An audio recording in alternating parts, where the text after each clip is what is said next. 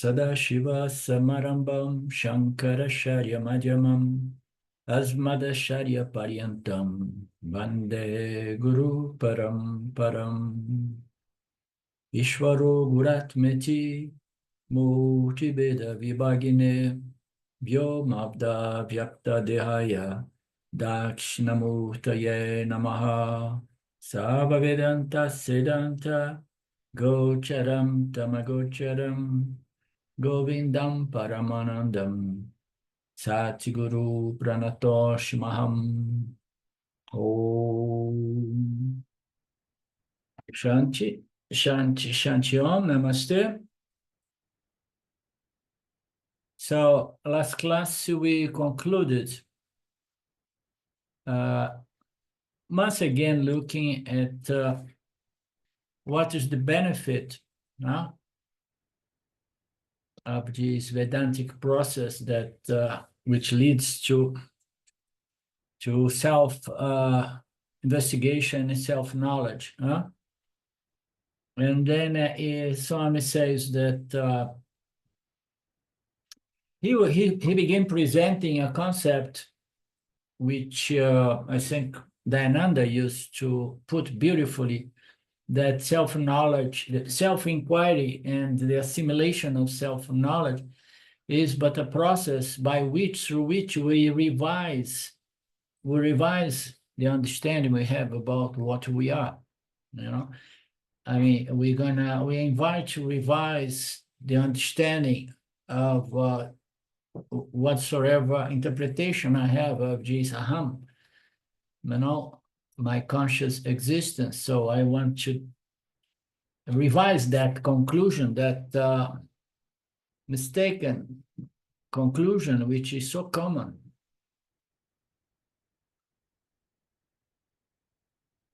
And then it said that once that knowledge has really come and being assimilated, one attains immortality.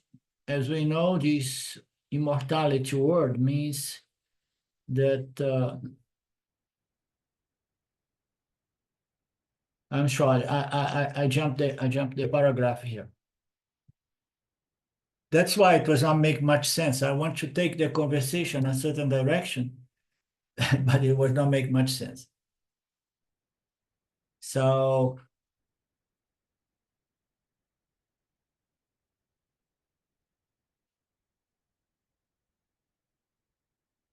let's begin from here. Traveling from mortality to immortality is nothing but revised understanding / attitude towards me. It's not a transformation, I think, in the words of Dayananda. It is a change of attitude I have towards me. Based on what? Based on the revised understanding of what this aham is in reality, Therefore, until now I said, I'm aging, I'm growing, I'm this, I'm that. Later on, you may even say that, but behind that saying, because you cannot go around telling everybody that your consciousness and the language of the consciousness is, I am limitless, a temporal consciousness, I was never born, I will never die. So that is going to create some trouble. So we need to go through this process by which we convert the understanding. Now we convert let's say, the desire to experience the self into the desire to revise and convert this aham into aham brahmasmi, aham bodhyasmi into aham brahmasmi. And then Swami says that this is the process. It's not going to stop any parabhada, not even the most profoundly established in self-realization Mahatma will stop its parabhada. We can look into the example of Ramana Maharaj. Therefore, parabhada cannot be stopped even by Ramana Maharaj. The yani allows immortality and the parabhada to flow and exhaust itself. And then this is the point I want to begin from here. When we claim this Aham Brahmasmi, the benefit here is present as a twofold fears will go. So we're gonna be free from certain fears. Fears are so many, but fundamentally, the fears of gaining something and avoiding other things. But here, these things that one wants to avoid by fear is the fear of death, which is universal. The second fear is a fear of coming back here, rebirth. And this is much relevant in the Hindu culture, you know. So according to Swamiji here, in the Hindus, they experience as well fear of death, but they also experience the fear of rebirth. So it seems to be a contradictory, opposite, you know, a contradictory desire. You know, one desire is I don't want to go, you know, and then the other desire is I don't want to come back. So if I don't want to come back, I should not have any fear of going. I should welcome going, you know, to begin with, you know. But anyhow, Swami Paramarthananda does not elaborate much on this. Instead, he goes about praising the Hindu Vedic religions and criticizing other religions, saying that the others, you know, they believe that there is only one life, and then you're gonna suffer in eternal hell of heaven, of hell, fire of hell, or the beauty, you know, the celestial experience in heaven, you know, permanent heaven or hell.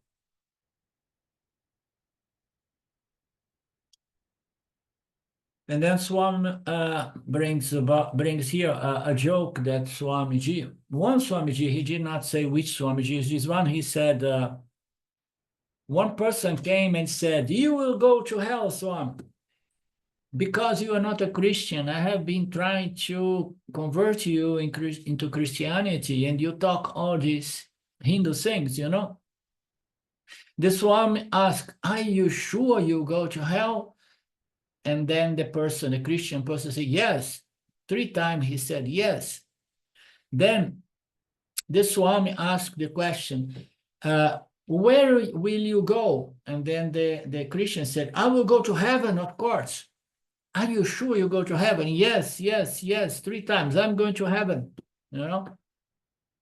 And then Swamiji concluded in an unexpected way for the Christian and say, "That means that when I go to hell, you would not be there? Is that so, Christian?" He said, "Yes, I will be in heaven, you go to hell. Then I want to go to hell," said the Swami, meaning to say, I don't want to be surrounded by fanatics like you guys. But anyhow, same way, those religions have only eternal heaven, eternal hell. We Hindus only have the concept of rebirth.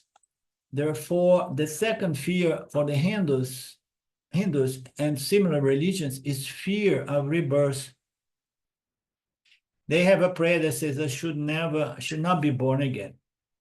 We pray for that. After Yana, there is neither the fear of death nor fear of birth. But what I was curious to see if Swami was going to elaborate on this concept is that why, so let's say that the Hindu people, they have fear of death, which is very human, but they have fear of rebirth. So they don't want to come back here. They're afraid of rebirthing. Why? Because they want to go to Brahmaloka and stay there forever in one of the superior lokas. And then it's not much different from the fear, the desire of going to heaven from all other religions. You know, I want to go there, you know. Of course, in the mind of a serious Vedantine, one does not want to come back here, and that implies to say that I want to just conclude, finish, end my journey by realizing my superior nature as free, limitless consciousness, free of any desires for experience, to satisfy myself. Therefore, I will not come back, and I'm good. I just don't want to come back. No, the mind of the Yoni says, I don't want to come back because I want to accomplish and claim my eternal nature as limitless conscious existence. So that is what happens in the mind of a Vedantine in a very developed stage in the process. No fear of death and no fear of rebirth. The Vedantine will leave it all to Ishvara. We say, oh, Ishvara, if you find that there is still some need for me to come back here, either to further consolidate my moksha or to give you a hand down here, so be it. So I'm not afraid of rebirth. I'm not afraid of death. But that's not the case with most of Hindus. So I was wondering why they say that they pray that they don't want rebirths. Because Brahman is free from Yana, Marana, Chakra or Kakra, and also, I don't know. Okay. With a qualified mind, Vedanta will work only for a qualified mind, says Swamiji.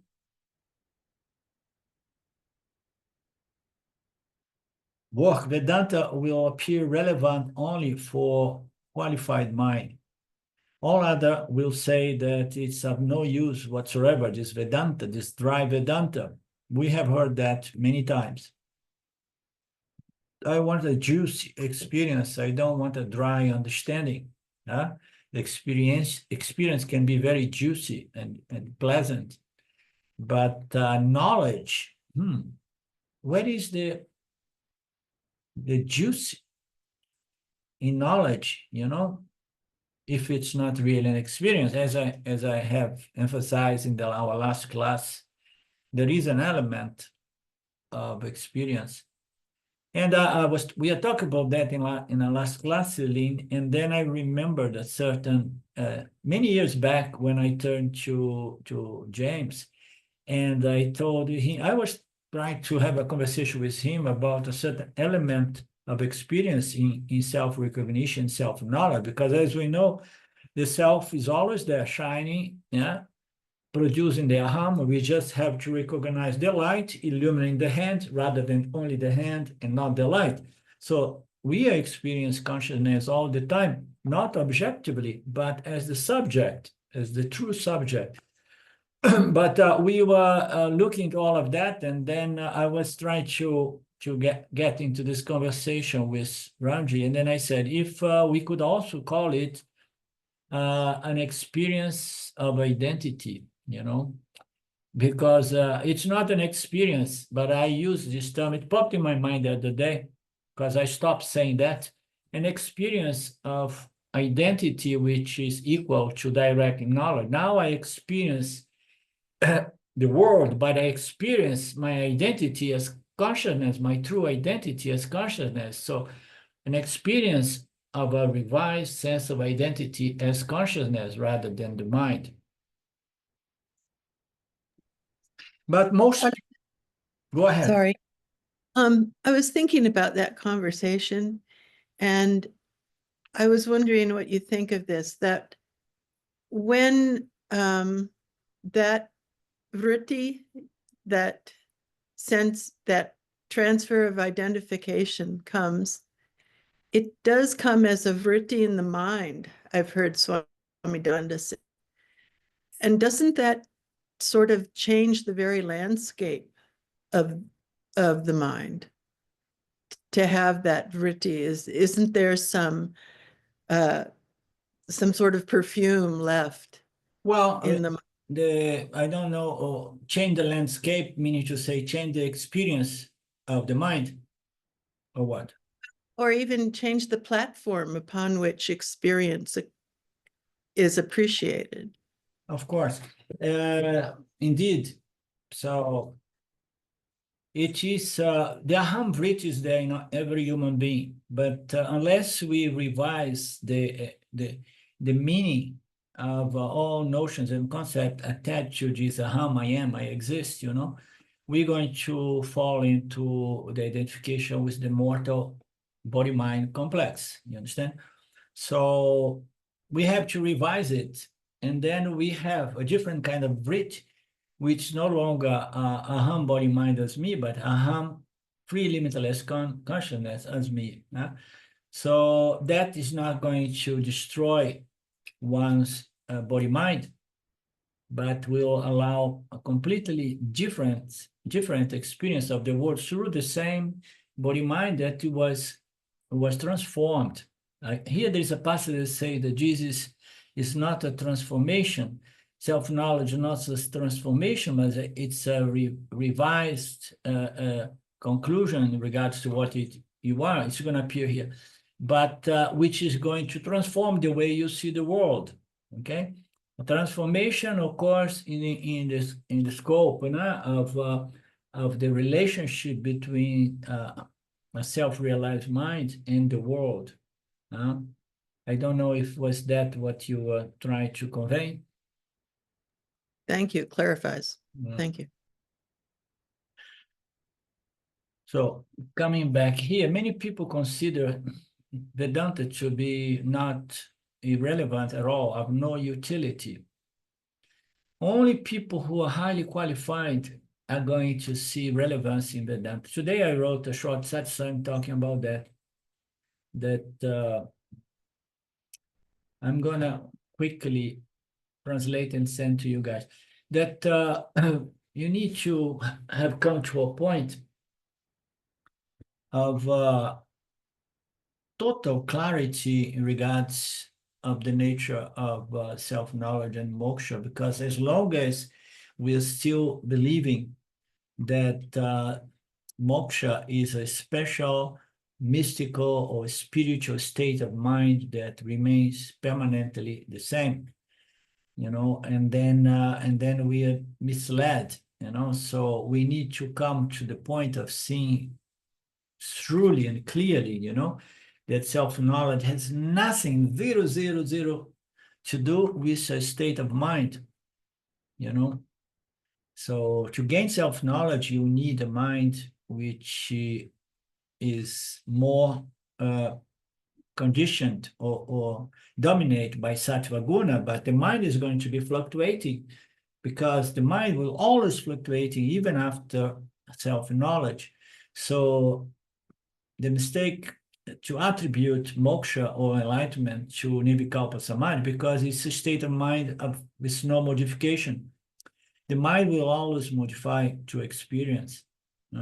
So unless a person understands that enlightenment is not really an experience, a mystical or a blissful experience that remains permanently, the person is not really qualified to Vedanta. And they will tap into Vedanta a little bit, do a little bit of vichara, but, is still under the spell of this most profound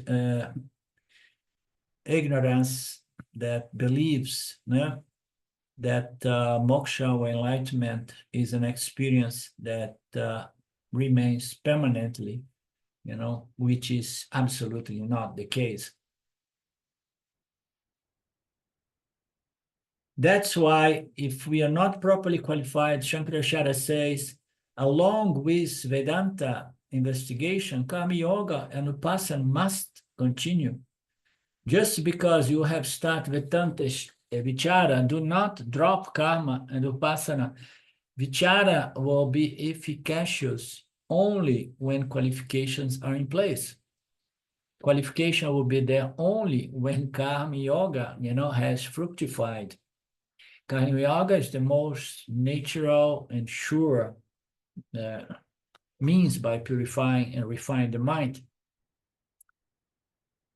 Once Vichara investigation has become jnana, thereafter, neither karma nor upasana is really relevant.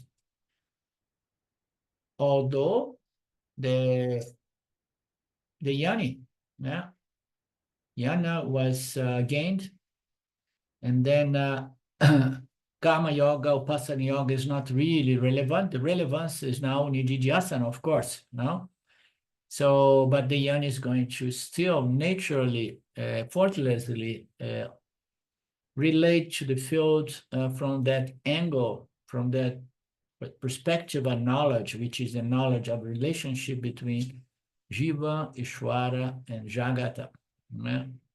Observance of Dharma and the laws of Mithya, and it remains there. You know, it is accomplished knowledge that does not disappear. It's just that you don't need to work to further establish that perspective of knowledge. Now, the vision you want is the Satya, the world is Mithya.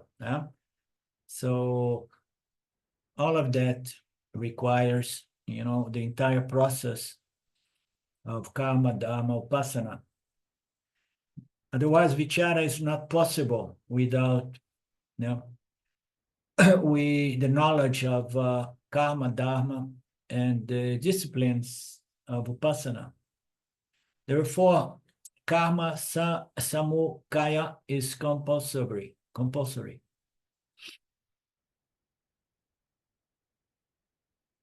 Yana has become very clear. And then one has to continue the sadhanas. Very careful, attention, please. Therefore, with that qualified mind means that power or skill for what? Receiving this knowledge. So, Atma Vidana Vidyam. So, Vidyaya. And once the knowledge has come, one attains immortality. So I think there is a lot of Sanskrit here. Let's go back here and see what he's saying. Until yana is very clear, one has to continue the sadhanas. The sadhana here would be the sadhanas of Shravana, Manana, and Nididhyasana. Okay, he's saying like, don't go halfway with karma, dharma, and upasana. So go for the satya knowledge, you know, the self-knowledge, until it becomes very, very clearly established. Otherwise, continue with your sadhanas.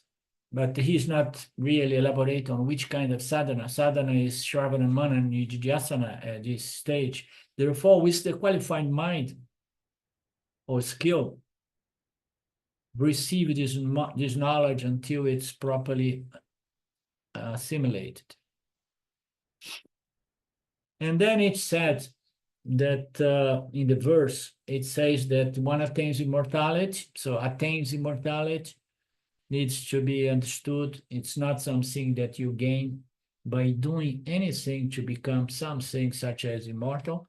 It's something that you intellectually do in the light of the teachings to understand that immortality is your intrinsic nature. What is mortal can never become immortal. What is mortal can never change, is immortal. Will never become immortal because he's already mortal, as we know. There is no corridor connecting mortality with your mortality. So there is no connection between Satya and Mithya. Appears to have a connection, but there isn't. Because Mithya is a superimposition on something which is Satya, the only reality. So we say that everything rests and resolves in consciousness, in Satya. But there is no contact. There is no association. Consciousness is associationless. The superimposition is produced, but like space, consciousness remains unaffected by this superimposition. There is no contact, much less a connecting corridor.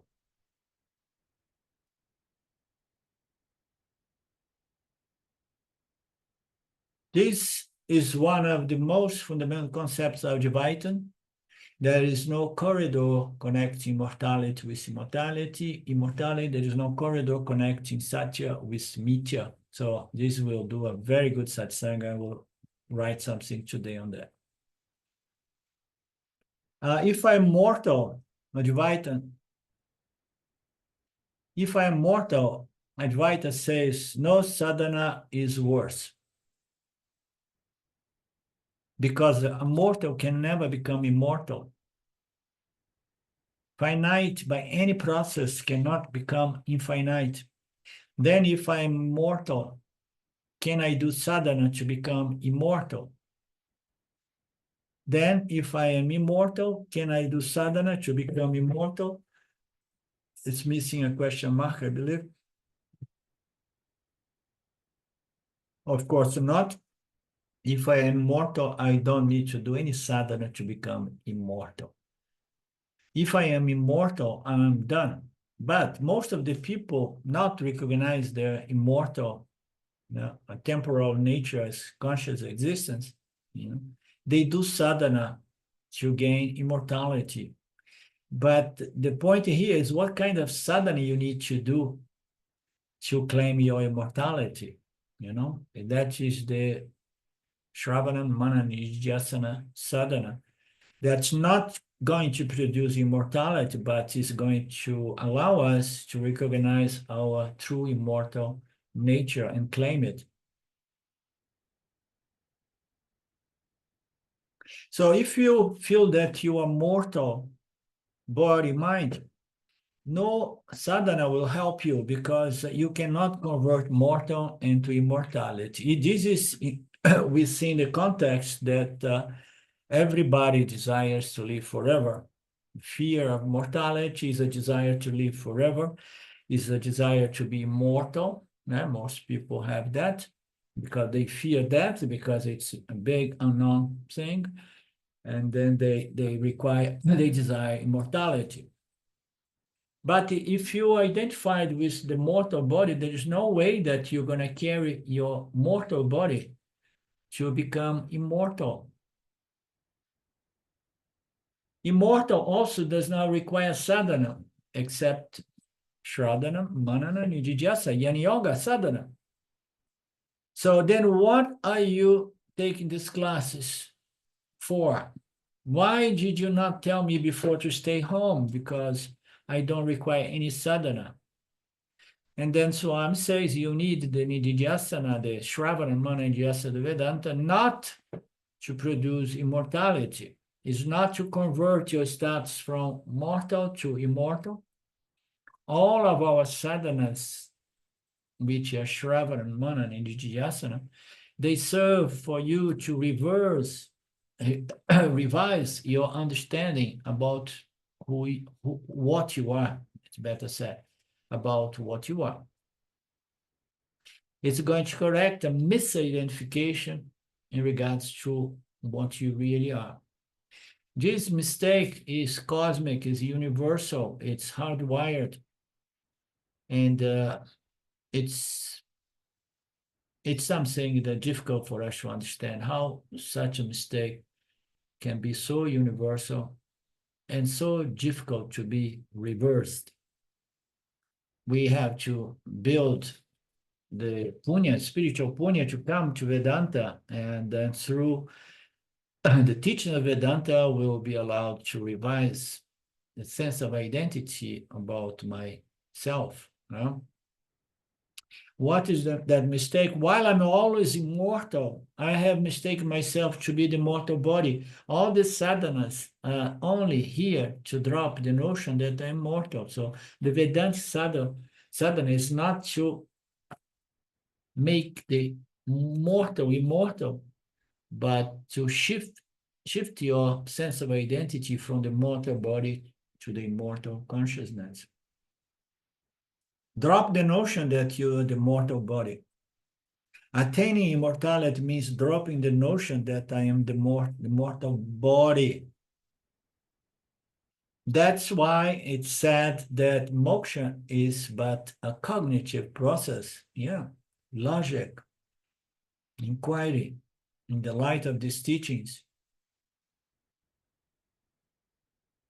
Dayananda keeps on lightening this. The moksha is in the form of revising, it's Dayananda, revising or changing a mistaken conclusion in regards of what I am, until I understand Aham Brahmasmi as a fact. As a fact. So very, very profound, worth using for Nididhyasana. Okay.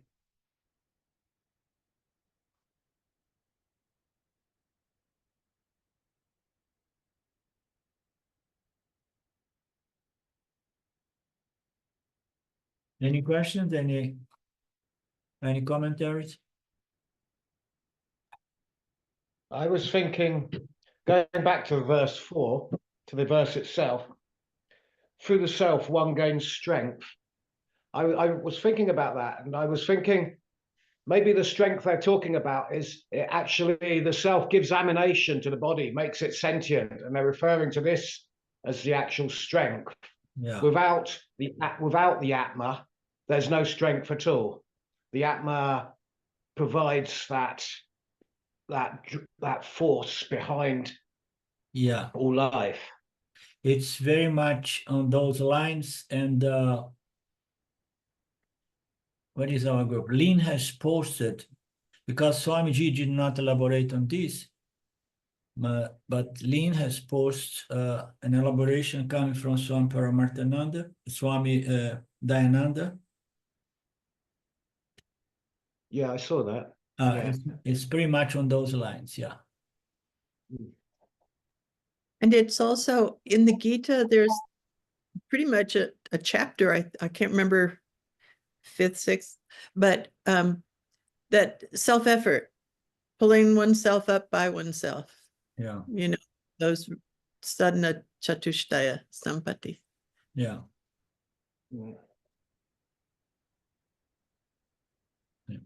You get immortality by knowledge, and you gain the capacity to know by the self, by yourself. That is the bottom line here. Immortality you can only gain by knowledge. Aham Brahmasmi. I am the immortal Satchitananda, no? Brahman. But the development of the qualifications requires self-effort.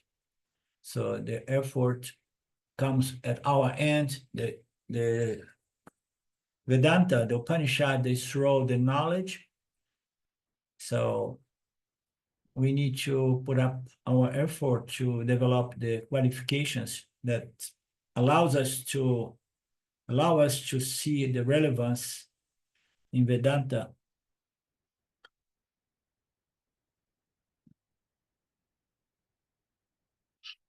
Okay. So the verse 5, if a man knows Atman here, then he attains the true goal of life. If he does not know it here, so what is this here? In this order, no? This physical material, vyavaharika, let's say. If a person does not know it here in this birth, this lifetime, a great destruction awaits him or her. Having realized the self in every being, the wise relinquish the world and become immortal. Let me see here.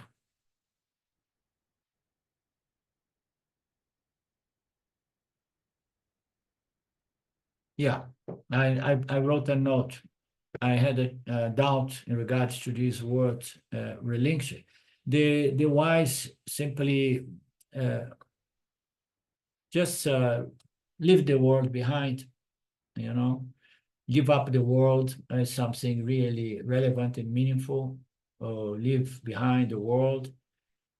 The wise relinquish the world and become immortal. I mean, and you know, and claim its immortal nature. When you understand the connections of all these concepts, Vedantic concepts, you know, it says like, why are you going to leave behind the world, relinquish the world, you know, give up the world?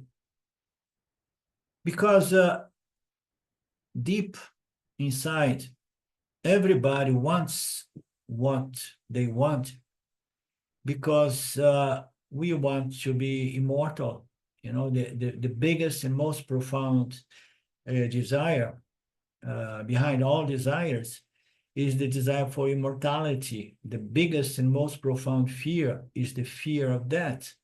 So they are linked in a way that the yoni, once it's properly acknowledged and claimed one's mortal nature as consciousness, and then this desire to find immortality is no longer there. And then the wise relinquish the world, leave it behind.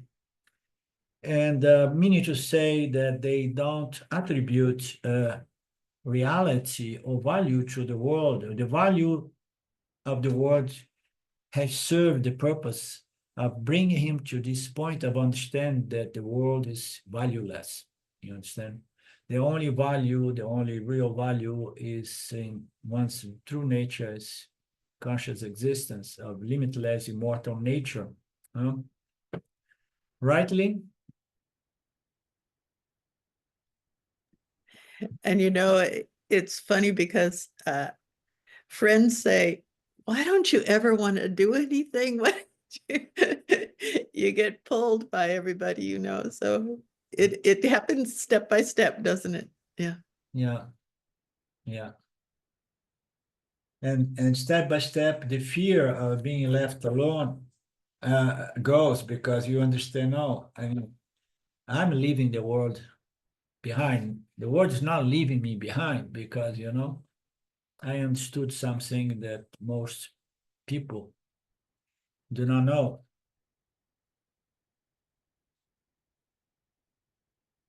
And then there is also a passage that says that the real goal of life is attaining self-knowledge.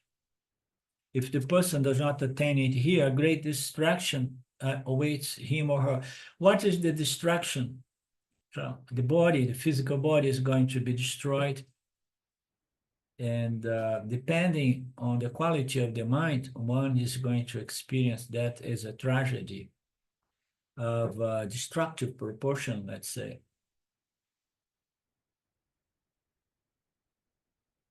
Having realized the self in everything and every being. So, non-dual knowledge, there is only one self. It shines through every sentient beings and all inert beings as well.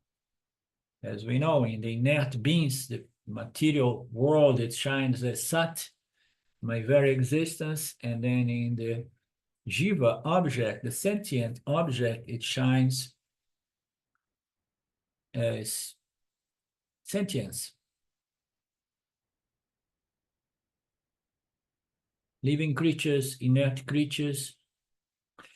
The Upanishad says the opportunity to gain this knowledge is very, very rare.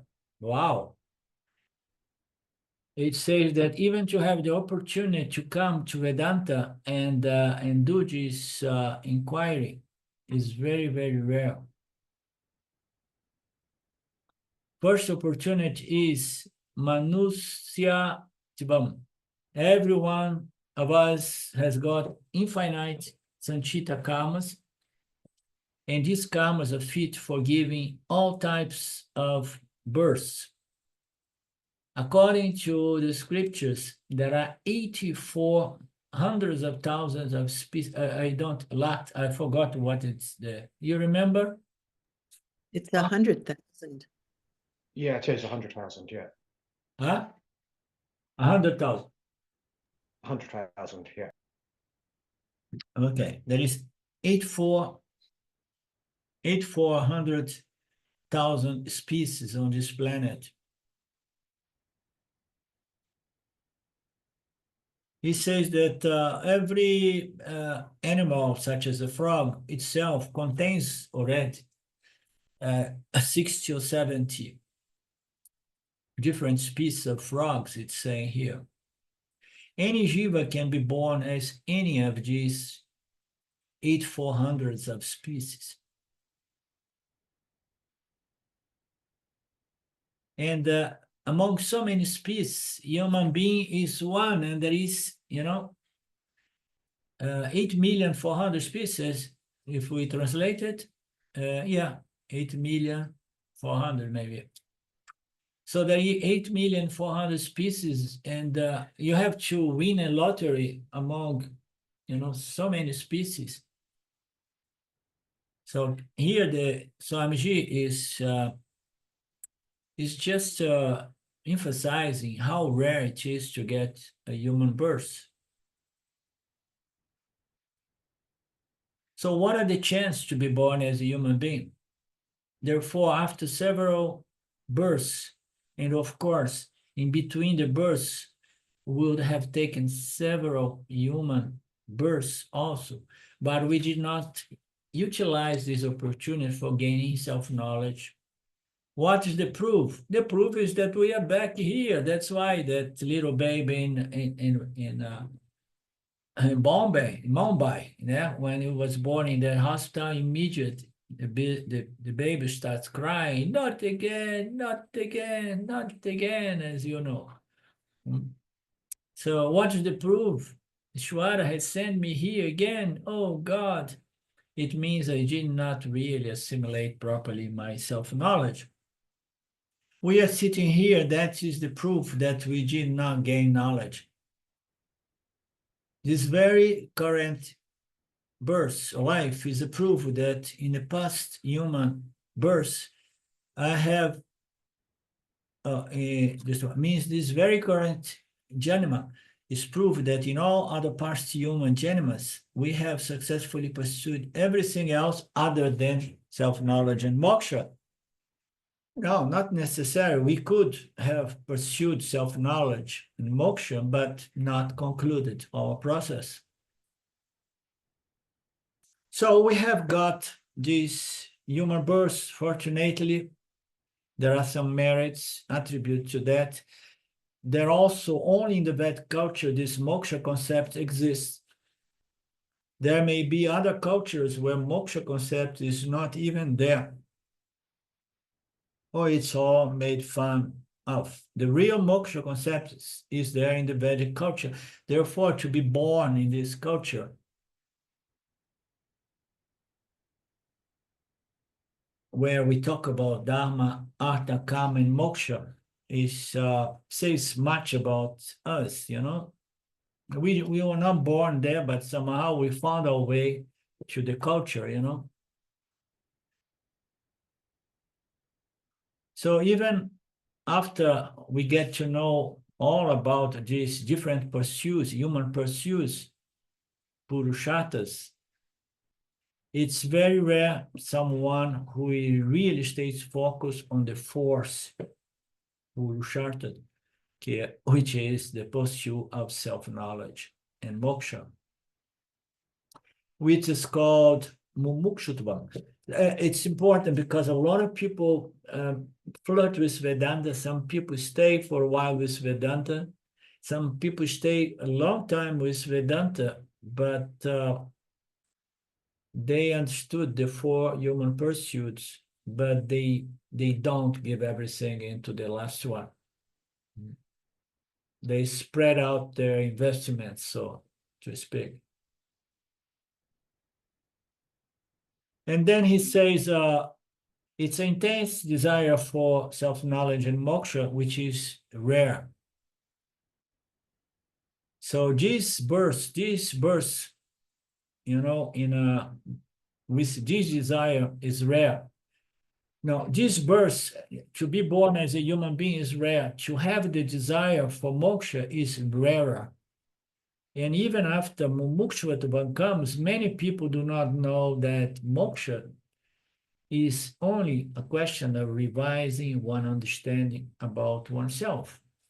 No, I want moksha is the only thing I want, and people are still under the spell of the misconception that moksha is a wonderful, mystical experience that will come and remain permanently with me. Vedanta will say, no, you need only to revise your notions, your understanding about yourself. People come, they understand the Vedas, they got in contact with Vedanta, they got in contact with the 4 human pursuits, but they are going to still be busy doing so many things within the field of spiritual sadhana. believing that those spiritual sadhanas can produce moksha. They think that I'm doing all these things for the sake of moksha. I need to do these things for the sake of moksha. Vedanta is saying that it's just a question of correcting the notions you have about yourself. Correction, self-understanding. And for that, I need Guru, Shastra, Upadesa.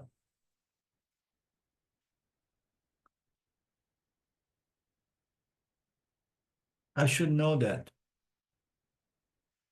It's so difficult to find someone. Upadesha means teaching. Yeah, thank you.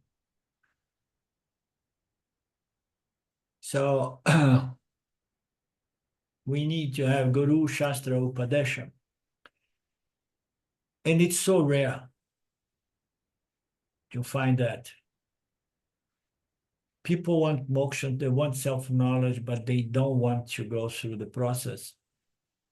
They may accept teachings to be necessary, but they want to sometimes, in most cases, to just try it on their own.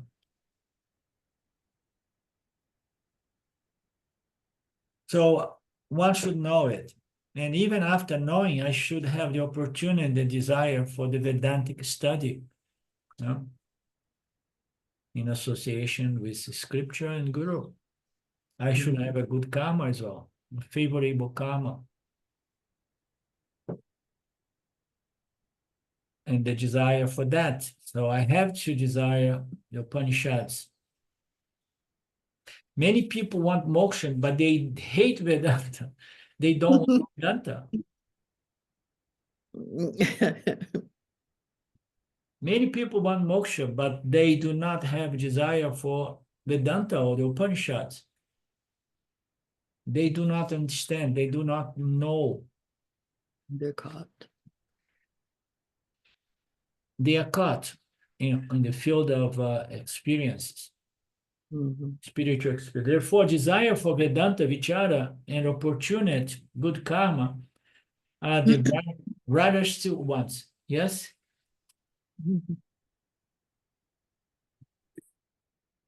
You want to say something, Lee? No, no?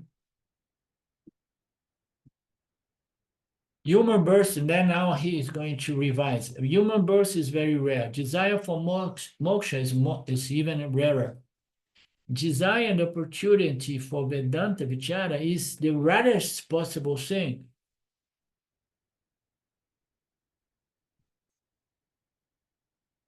The Upanishad is addressing all these Upanishad students only, which are very, very rare.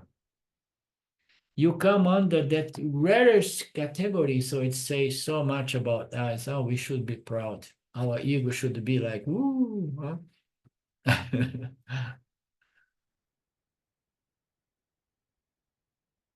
But it's true.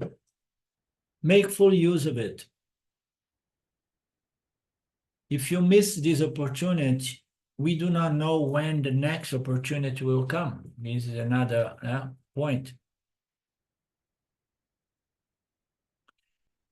Although Lord Krishna gives a good consolation to Arjuna, he said, don't worry, if you don't make it in here, nothing is lost. He goes again and again trying to calm down Arjuna in a certain passage there, in the middle part of the Gita.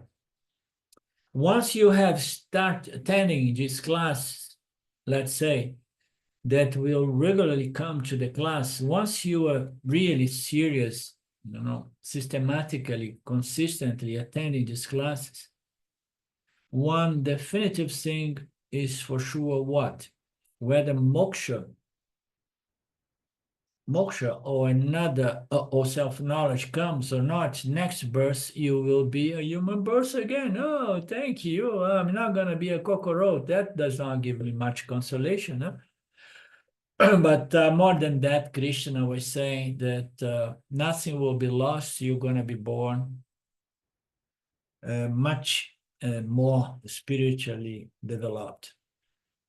Not only it will be born as a human, but you are going to have a more favorable karma living in an atmosphere where self-knowledge is possible, and the desire will come because it's there in your causal body.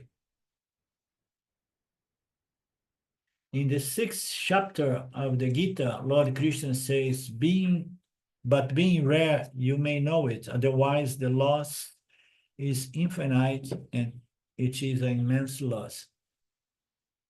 So no, I mean, the point is to know that you have an incredible opportunity right now. If you lose it, you will never know what's going to be next. So who says that? The scripture, Krishna. If you get this knowledge in the human birth, in this human birth, it says, this human birth is the most valid and relevant. Bhagwan has given human birth primarily for spiritual knowledge only. So this is something nice. I love to hear that today when I pass my eyes through the text here, because I have been saying things recently without having any authority backing me up. But one of them is this: the purpose of every birth is to get this spiritual knowledge and moksha. We are born, I mean, the design of this duality we live in is to allow us to get this spiritual knowledge. Our birth as a human being is primarily available for that. Of course, it's also available for what? For development of the qualifications required for self-knowledge and moksha. That's why we say that this meteor world is a kind of a school. In this school, we are expected. Nobody's really expect. We have the potential to extract knowledge and wisdom from experience. What kind of knowledge, wisdom? Spiritual knowledge and wisdom. Of course, we can take advantage of these human births for many other things, such as becoming a billionaire, or such as become a good karma yogi. Huh?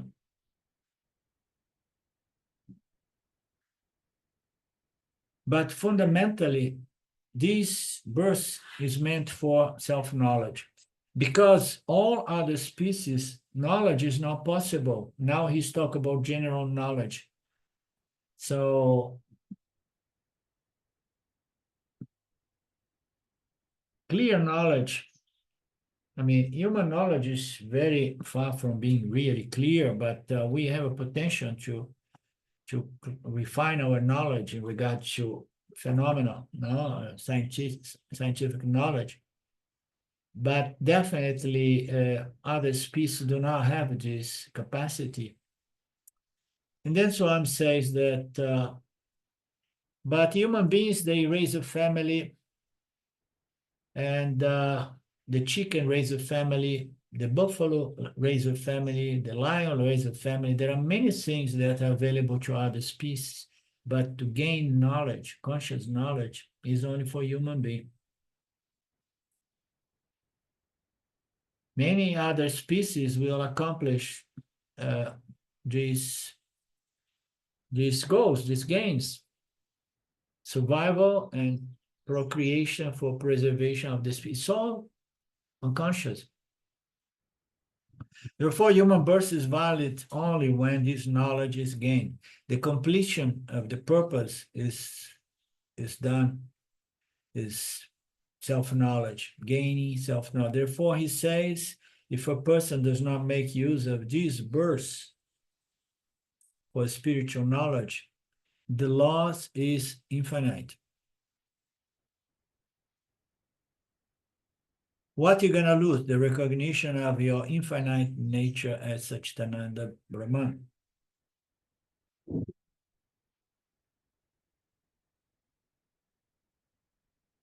So why is say the loss is infinite? Because you are missing out on your infinite loss. So you're going to die in terror, in fear, due to this misidentification with the mortal body. Therefore, you may follow Vedanta Vichara. And what is Vedanta Vichara? And then the same verse says, the wise identifies this changeless consciousness in every being. Having identified consciousness as your true nature, you must identify this very nature in all beings. Why this consciousness, limitless consciousness, has to be identified? Because our problem is not finding this consciousness which is so hidden or non-available.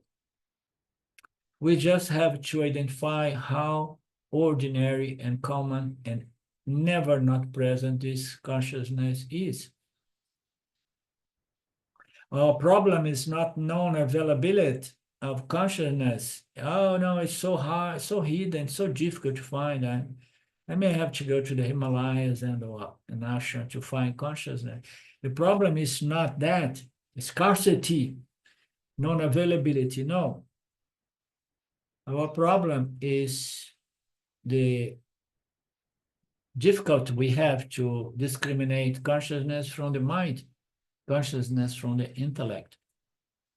Our problem is the fact that consciousness is the substratum, and the body-mind-sense complex is, which is inert, is superimposed on that. I identify with my substantial nature as the body-mind-sense complex. And now I'm invited to do this Viveka. But the problem is that everything is so mixed up together, intertwined, that it becomes difficult to do this discrimination, this separation. The problem is one is changing and the other is changing less. The problem is one is changing, the other is changing less. Well, it is a problem, but it's a blessing. It's such a pointer to identify consciousness, identify that which is changeless. But Swami Ji is saying here, and our attention goes for anything that's moving and changing. Our attention does not go to that which is not moving and not changing. This is the nature of this body-mind that is so extrovert towards the changing world, no? Of objects, moving objects. Some of them moving violently, as Swamiji likes to put. The mind and the emotions change violently here and there.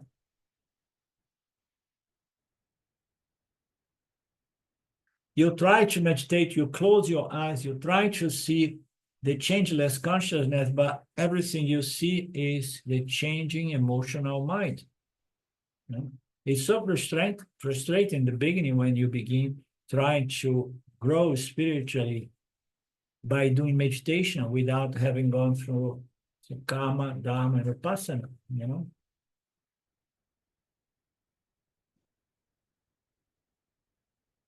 When we watch a movie, the same thing, two factors are there in front of our eyes.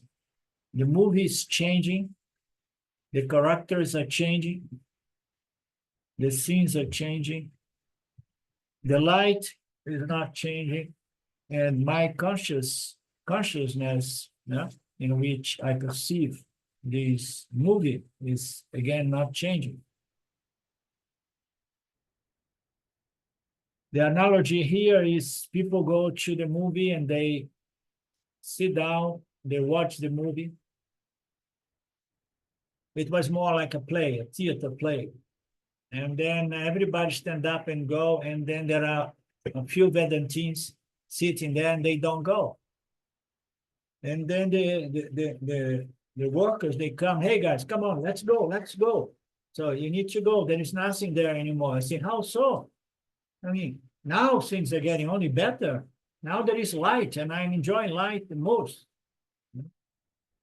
So I say, okay, I'm going to turn off all the lights. But then you're going to have a trouble to find your way out of the theater.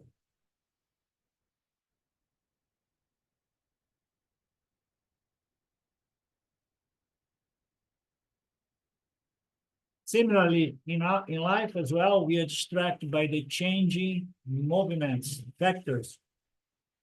You not get distracted by the changing phenomenal world of objects. May you develop the discrimination and the vasana to focus your attention on the non-changing consciousness, your true nature of limitless existence. And then Swami goes on saying, but where is this consciousness? And then we are reminded that it exists in every living being. But for that, you require very, very, very, very subtle mind to identify consciousness in you first. Don't try to first identifying other living creatures, identifying you, and then you're going to be able to identify in others, other living creatures. Because consciousness does not have Sabda, Spasa, Rupa, Rasa, and Gama. What is this, Lynn?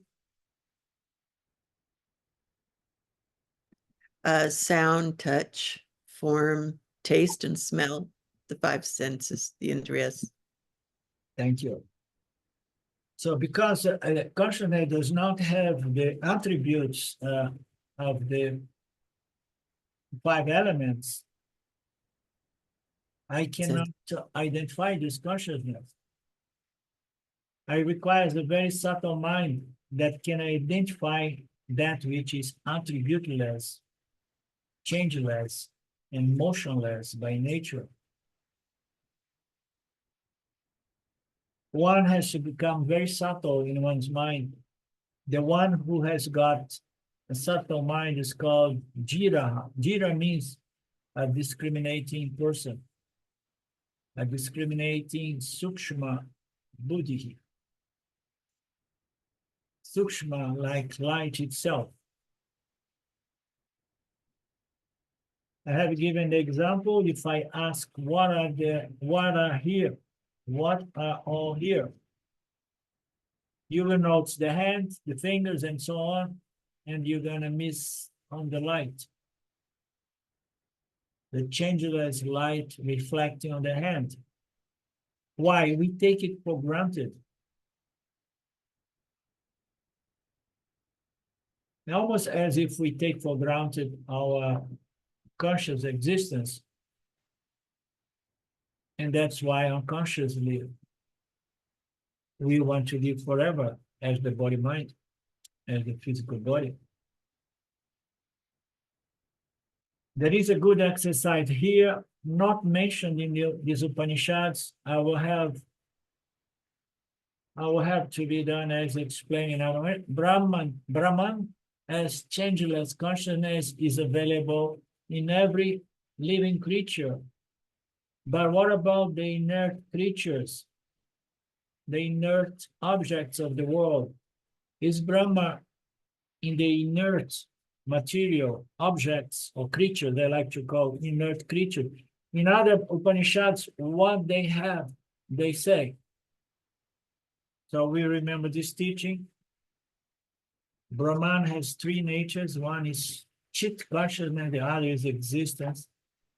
So if you see existence, something, consciousness is there, but it's more suppressed and the Sat nature shines.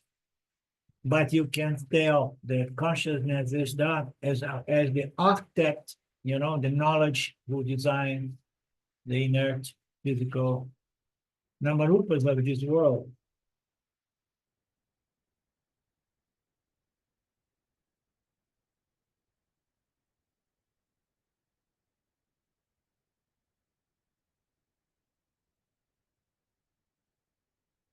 Consciousness in every living being is the existence in non-living beings. Consciousness in all living, moving creatures, jivas, appears as the existence of the non-living beings. You see here, he used my word, my favorite word, non-living beings. You see, he brought the beings. That's why sometimes I have this impulse to say things, but then later on I find confirmation in our great Mahatmas, you know. Consciousness is the existence in non-living or inert beings. And that is the Ananda permanently available in a yoni. So you got the complete knowledge. I identified consciousness in myself. I identified existence in myself. And then I have to see that everything is this conscious existence. Only then I can say it is limitless by nature. Otherwise, I'm going to, you know, be a little bit potentially imagining that it's my conscious existence and not the only conscious existence there is. And then we have understood our Ananda nature, which is non-dual nature, the only reality, one without a second. Okay?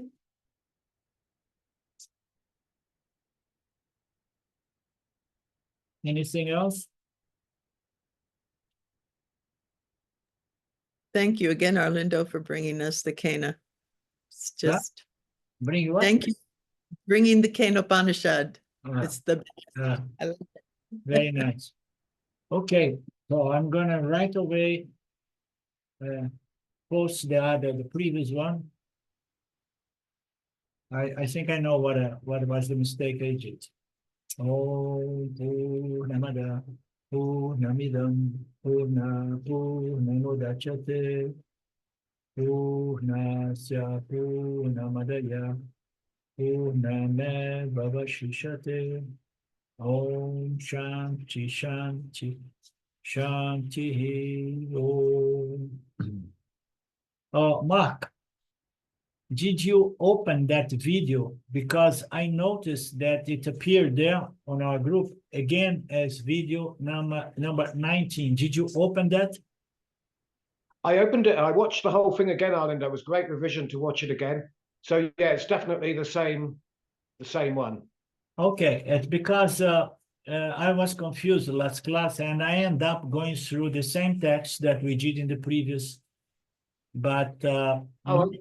notes, see if we looked, you know, it was an altogether different class, and see if my shirt was the same, because it may be just a mistake in the number, okay? No, it's definitely the same video because I was in it as well. I was Okay, part of the audience. perfect. Yeah. I just want to clear that doubt. Thank you. No, thank you for posting. It was great to watch it again. And I look forward to watching the previous one as well. The previous one was very nice. Great. Namaste.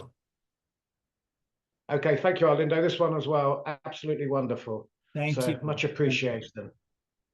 Next Monday we carry on. Bye-bye.